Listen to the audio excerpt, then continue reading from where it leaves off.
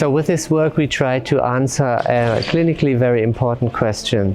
Patients with CBF-AML are normally considered as having favorable risk when they are treated with intensive chemotherapy. Because of that rather good prognosis, these patients were excluded from trials establishing the Venetoclax hypomethylating agents combination as a standard of care for unfit patients ineligible for intensive chemotherapy.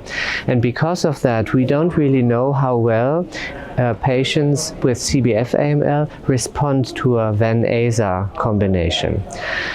In order to find out, we looked at the literature, and there are some publications on patient collections, but these patients are in general quite young, and they did not receive Ven-Aza for a long period of time, but they went on to chemo consolidation or allogeneic stem cell transplantation, so they're not really representative for the patient population we were interested in.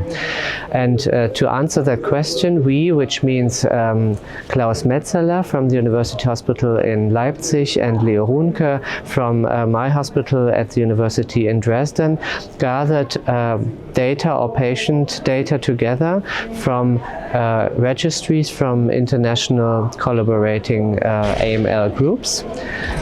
Seven study groups actually provided data, and we could put together a number of 53 patients with CBF-AML being treated with Ven-Aza or with Venetoclax-based combinations. What we found is that these patients actually have a good response rate of around 70%. We found that there is no difference between inversion 16 or translocation 8-21 patients, which has been published before.